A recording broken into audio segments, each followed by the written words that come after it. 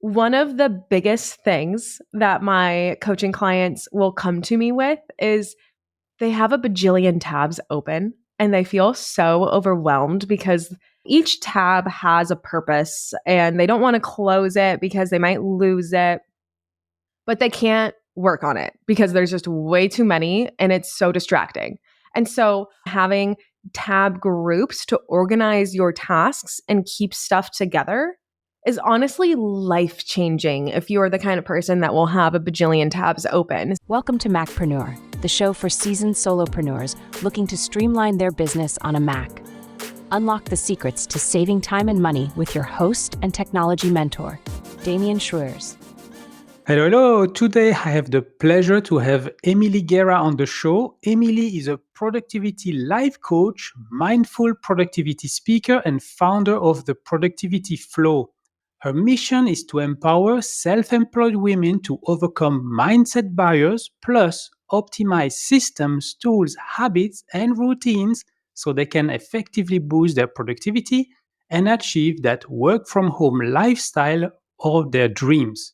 Through her blogs and freebies, one-on-one coaching, online course, and public speaking, Emily unites lessons she has learned from therapy with the trials and errors of working for herself from home to offer realistic and sustainable ways to boost both productivity and a positive frame of mind.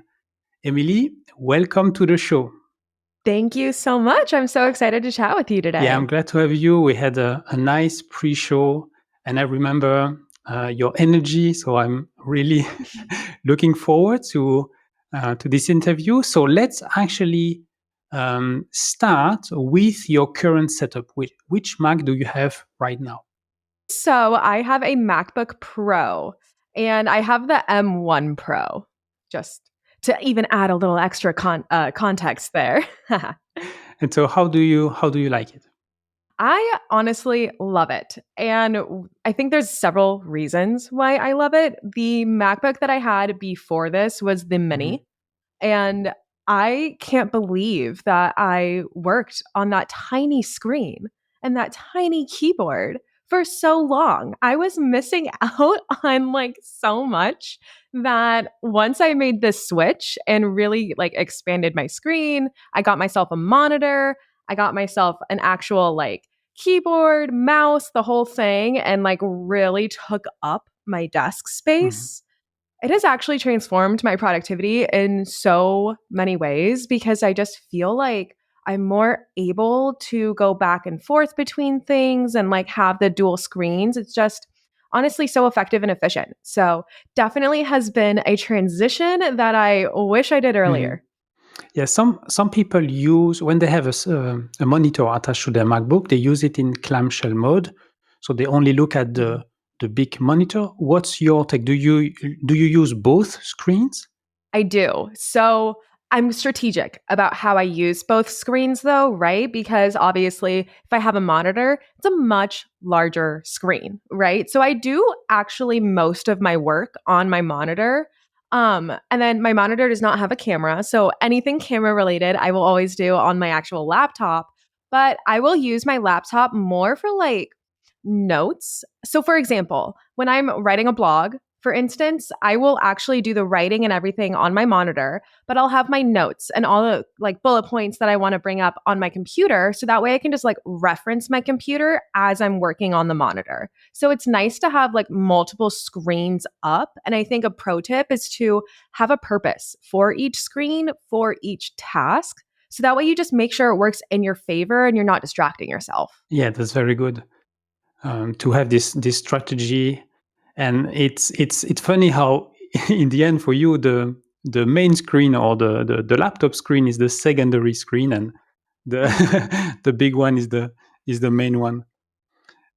Yeah. I mean, honestly, I also just got new glasses. So I had to go do my vision test.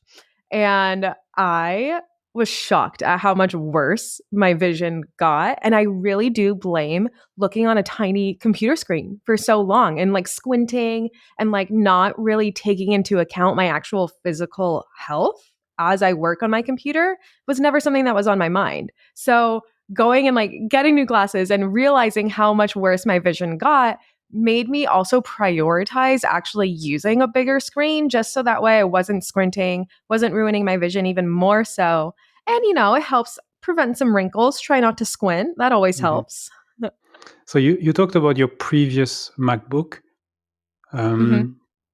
What was your first Mac? How did you arrive Ooh. into the Mac ecosystem? Actually, the way so my mom always had a PC and then she transitioned when my brother went into high school because my brother had to get a laptop and we transitioned to Mac then, but I was not given my own computer yet because I just didn't need it. I was super young at the time, like 5. There's no reason I should have that.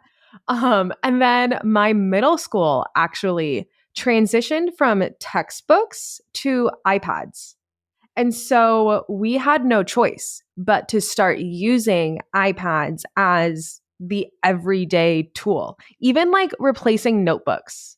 And so that transition, which happened for me in, let's see, 2010, maybe 2009, maybe. I was like around 6th grade, I want to say. And so I think that really was the introduction into like the whole Apple arena because I just had absolutely no choice. But then I actually started kind of getting a little obsessed with learning how to use the iPad to my advantage and figuring out how to use it. Like if I was given this as a textbook and a notebook, right? But I wanted to do more with it. I wanted to see like how else I could make it work in my favor. And so I think that really kickstarted my like productivity interest and my Mac interest, or I guess my Mac like devotion, honestly. Mhm. And so when did you buy your first Mac? When I was in high school, for sure. Although I didn't buy it. My parents got it Yes. for me. So, details. But definitely in high school, I needed it for school. I went to school at a point where you had to have it. If I was already on iPads in middle school, by high school, it was definitely a requirement. Mhm. And yeah, maybe we can already kind of transition to the applications, but I'm curious. So, were you for school obliged to use the Microsoft Office suite on the Mac, or was it completely You know, completely open? It was mostly Google. I remember it was like Google Classroom, Google Drive, all of the Google applications really was Gmail. I remember actually being in class and having my teacher had us create our first email accounts and it was with Gmail. Mm, And so definitely like we never even tackled Microsoft, honestly. I feel like that was not included in any of the curriculum that I went through. But that being said, now in the professional world, I would say it's very 50-50, right? Like I find it so interesting that my schools ended up going the Google route because I wonder why they did, given how prevalent the Microsoft world is, particularly in the professional arena. So, yeah, great question because it's so weird why people choose what for what instance and when. Yeah. mhm. Yeah, so apart from Google, which basically requires just a browser, right, for Mhm. all these web applications, what else? What other applications do you use now for your business? So, an application that I think is super underrated, but has so many awesome like productivity hacks and systems within it is the Notes app. It's already on your computer, it's already on your phone. They connect to each other. So, whatever changes you make on your computer or on your phone automatically show up on the other device, which, cross syncing, so amazing. But just even utilizing like the hashtags so that way you can organize your notes and like you can share notes and collaborate with people. So like for instance, my boyfriend and I, we will do our grocery lists on the Notes app because we both have it and we both can add to it and it's that easy. I will share notes with my virtual assistant all of the time to collaborate on things in a very quick and easy way. So I definitely think the Notes app is really underutilized and you can like pin notes, keep track of things, and the hashtags. So underutilized. I always use hashtags in my notes app so that way I remember the topics and I can keep them in my notes app in a very organized way. I think that matters because we can have so many notes in there that we just like get overwhelmed and get lost with it and give up and then leave it there forever. And so using the hashtags is a great way to overcome that. So maybe for the listener who don't understand what you're talking about, so could you explain the difference between putting things in folders, adding hashtags, and maybe combining both? Absolutely. So you would have a folder. And honestly, the way that the Notes app works is that let's say you create a new note, it automatically goes all into one folder. So you do have to create other folders and purposefully add notes to other folders in order to keep it organized in that fashion. But let's say you have several different notes about, I mentioned my blog earlier, so I'm going to stick on that same theme. Let's say I have a bunch of different blog notes, blog topics that I want to write about for a bunch of different blogs. I can add them all to one folder, right? Keep them all in one space. But I can also add hashtags to the actual notes. So then that way, anything related to, let's say, rituals, I'll add the ritual hashtag and I can just search that hashtag and all of my ritual blogs will come up and all the notes that are related to that. So it's a great way to like go even more in depth in your organization. And I think often that's the missing piece to organizing our notes and our assets is we do it on the very basic level, but we don't go that step deeper. And the Notes app makes it so much easier to go that layer deeper that it's kind of like a no-brainer. Like, why not just add, you're writing the word anyway, just add a hashtag in front of it, keep it organized on a granular level. And so what is nice with the hashtag feature that Emily is using is that you can use it as a criteria for the smart folders in Apple Notes.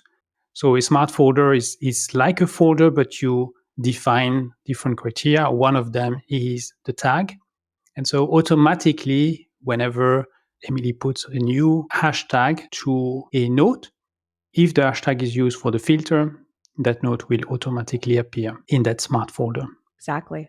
What else? What other applications do you use a lot? Yeah. So I love the Chrome application for so many reasons, but I think one of the newer features that I don't think is talked about enough is the tab groups and organizing your tabs. One of the biggest things that my coaching clients will come to me with is they have a bajillion tabs open and they feel so overwhelmed because each tab has a purpose and they don't want to close it because they might lose it, but they can't work on it because there's just way too many and it's so distracting. And so opening different screens and having tab groups to organize your tasks and keep stuff together is honestly life-changing if you're the kind of person that will have a bajillion tabs open. So using the Chrome, there's so many other amazing Chrome features too, but I think using that one can jumpstart your productivity on such another level because it reduces that mental overload and that mental overwhelm. And so often that is the reason that prevents us from being productive. So if we can reduce that reason, we'll naturally be more productive. So I love the tab groups. I know that's more of a feature than an app, but I love it that much that I needed to bring it up. So definitely the Chrome app. Mm-hmm. Something that I've been using recently, and I'm amazed it has taken me so long, is the Chrome profiles. I have so I many love so many Google accounts that I Yep. did not realize the benefit of creating different profiles each for my different Google accounts, meaning that I can open a Chrome window, choose the profile, and I will only have the extensions, the bookmarks, the passwords for this profile. And Mm-hmm. so it's super quick. And on the Mac, I realized if Chrome is opened, so the application is active, and you right click on the icon in the dock, you have the Mhm. ability to quickly open a new window for a given profile. And that was something that I really, I really enjoyed. Oh, I love that feature because I'm like you. I have, I think, 4 different email accounts with or Gmail accounts. So, and I honestly tried some of those apps where you like do add your email into this app and like all of it will show up at once. And like to me, the app was slow, didn't work as well as just opening up my Gmail account. So, using the Chrome profiles is so effective. And you can have fun with it too. So each one of my profiles is a different color, a different like photo, different theme and brand kind of. So I do like to have fun with it. And then another kind of hack is sometimes my clients will kind of struggle doing a couple of the things on their own. And so if they are so transparent with me and willing, they will actually allow me to log into their Chrome profile. So then I can go in and really help them. So I can actually see what their Chrome looks like, all of the extensions they have, all of the tools that they have, and like help them actually optimize it. So it's also a really great way to collaborate as long as you have the trust between you guys, Mhm, right? Because it can get sticky, of course. So just making sure that the relationship is strong first, but it can be a really great way to collaborate in that mhm. sense. Yeah, yeah. For the color, you can change the color of the theme based on the profile. Mhm. Just to clarify, it's possible to log into multiple Google account or Gmail accounts within the same profile. Google has found a solution with that, so it's possible. The thing is, if you do that, in the top right corner of your Google account, of Gmail or Google Drive or whatever Google application, if you click in the top right corner, you will see the currently active Google account, and so Mhm. clicking on that will show you the other Google account that are signed in. And I always felt it was a bit clunky, and then I didn't want to have Mhm. multiple Google accounts signed in at the same place, and the profile really solves that. No, I agree with you. For people who prefer Safari to Chrome, the good news is that Apple has finally brought the profile feature to Safari. So since last year, and yeah, so I have my EasyTech profile, I have a Macpreneur profile, I have a personal profile, and yeah, so the same feature is available for Safari as well. Good to know. I actually didn't know that. And so yeah, so what else? What other applications do you enjoy using? Yeah. So this honestly I'm just trying to think of the ones that I use the most often. And this might even like sound kind of silly, but the Apple Podcasts one, I absolutely love. I listen to that weekly, and if not honestly daily, let's be honest. And what I really like about it is that the once you search, it saves all of the shows that you searched before. And like so many apps don't do that well. And like it's just easy to organize. And I think because I listen to it so often and because I obviously enjoy podcasting too, it's like one of my fun passions. And so just like utilizing that, going from phone to laptop so easily, so seamlessly makes when I'm like actually out walking and I'm listening to a podcast and then I want to come inside, finish working, I can just transition like that without like having any hurdles there. So just the seamlessness of it really puts a smile on my face. Mhm. And what do you think about the new transcription features? I've used it a lot actually because there have been several instances where I do not have time to finish listening to the podcast. So I will actually go in and read the rest of it really quickly so that way I know what I missed. And so that to me has been really awesome. And I also love the like that I can save the podcast either to my downloads or to my saves or whatever it's called, and then I'll go in and I'll read the transcripts to kind of refresh my memory. Oh, that's what this one was about. That was the trick that I really loved and I wanted to save. Like, yes. And I don't have to actually listen to the full thing Mhm. to get that trick again. So the transcripts are I wish they added it earlier. I feel like they were like a much needed thing. Okay, so I have the impression that we already had a bunch of haha moments with the apps that we talked about, but okay, let's do another another one. One more. Yeah. What tip or trick or something that you discovered on your Mac that you wish you knew before? Honestly, I feel like I discover a new keyboard shortcut all the time. Like there are so many that I don't know that I am constantly learning. We have the standards like copy, paste, all of that stuff, but like going from one tab to another and like one screen to another, you don't need your mouse. You can just use your keyboard. Oh my God, what? That blew my mind. And I only learned that like a couple weeks ago. So that was one for me that was like, oh my God, this just changed. Like, I don't have to lift my hand anymore, which sounds kind of lazy, but when you're in the flow of things, distracting yourself with movement can really take you out of that flow. So it is a productivity hack in many, many ways as well. So I think definitely the keyboard shortcuts, I'm always learning and I'm always doing. But another one that's really fun that I recently learned was that you can actually like color code your desktop and all of the desktop folders. How fun. I didn't know that. So you can like, I made some folders green, some pink, some blue. I used all my favorite colors in there. So, and now when I look at my sometimes cluttered desktop, I don't feel as like bogged down by it because at least it's pretty.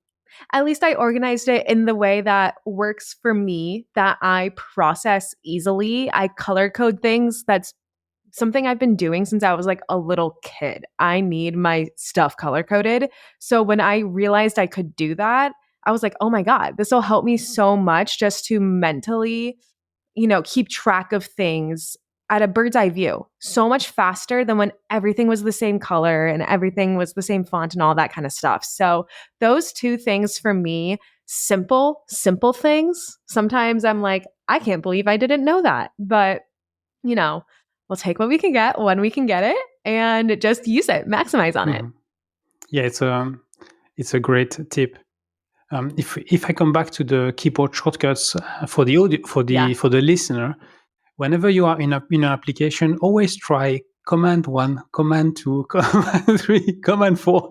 You will you will be surprised. Sometimes it's as simple as as Yep. that. Yeah. Totally. Totally. I think I accidentally realized it too, where I was trying to like take a screenshot and do like command shift 4, but then I accidentally did command 4 and I switched tabs and I was like, oh, what did I just do? Like, oh my God, wait, let me try that again. Yeah. Okay, so now if you were in charge of the Mac division at Apple, what would be your first priority?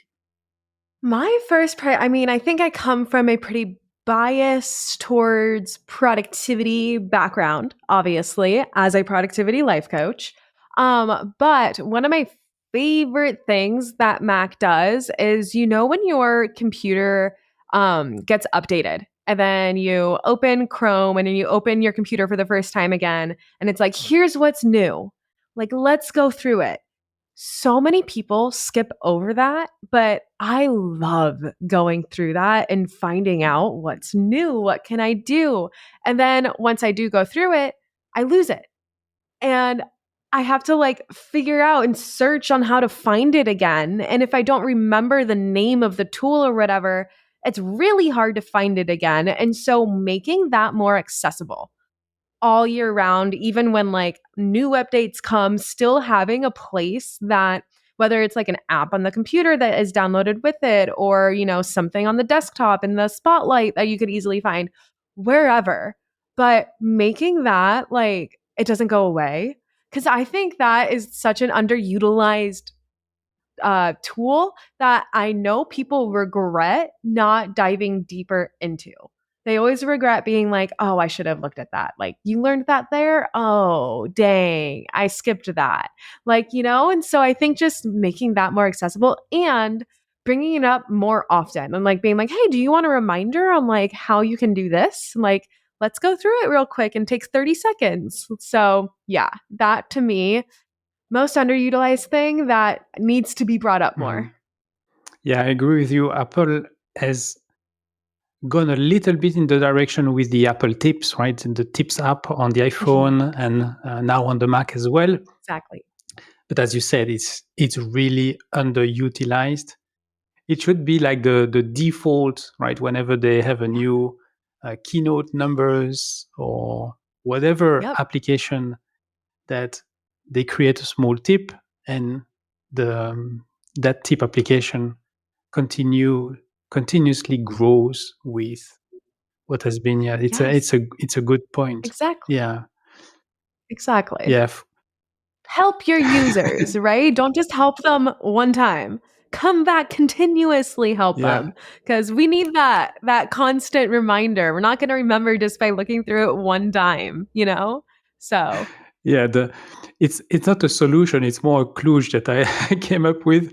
Is I use the keyboard shortcut Shift Command 4 to do a screenshot. So Shift Command 4 to do normally a rectangular selection for the screenshot. But if you do Shift Command 4, then spacebar, it switches to the small camera icon. And so you can just need to position the mouse over a window and it automatically screenshots the entire window. So you do Command Shift 4, but then afterwards you do space. You press the space bar. You will see a camera icon, and wherever you position that icon, the window behind is blue, and you just click, and it takes the entire window. You don't need to worry about what's right. So that's I just did one thing. But so what happens is whenever there are new features for an app, they show that screen that tells me these are the new features. And so Shift Command 4 space bar click, and then it goes into my downloads folder. and afterwards I have to deal with it.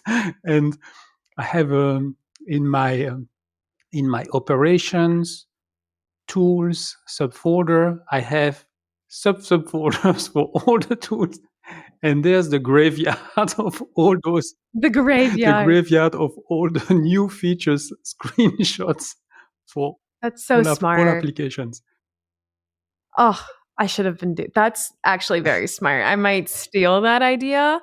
Hopefully I won't create a graveyard, but hopefully I do create a nice large selection though that is just like kind of the brain dump, right? Your reference point, reminders in a way. Yeah. What's missing now in the process is really text recognition and automatic filing. That would be nice, but I haven't found a way yet to do that. I know. I wish every manual, tedious task we could just automate. That would be magic. Yeah. So very good. Thank you for all of that, Emily. So where can people find you online? Yeah, people can find me at theproductivityflow.com. Very good. I will put a link to Emily's website and social media profiles in the show notes, as well as links to all the tools that we have mentioned in today's episode. So thank you, Emily, for being on the show today. Thank you so much for having me. I had so much fun chatting. Yes. So, and if like Emily, you would like to share how you are using your Mac to run your solopreneur business, it's simple. Just visit macpreneur.com/apply. If, like Emily, you are already on Podmatch, you just click on the button and you will land on the show profile. If you're not on Podmatch, it's okay. There is an application form that you can fill, and I'll get back to you within a few days. So once again, it's macpreneur.com/apply. In the comments below, please share your main takeaway from this episode. And if not done yet, please subscribe to my channel so you will automatically get more helpful tips on how to run your business on your Mac. And until next time, I'm Damien Schreurs, wishing you a great day. Thank you for watching the Macpreneur podcast. If you've enjoyed the show, please leave a comment and share it with a friend right now.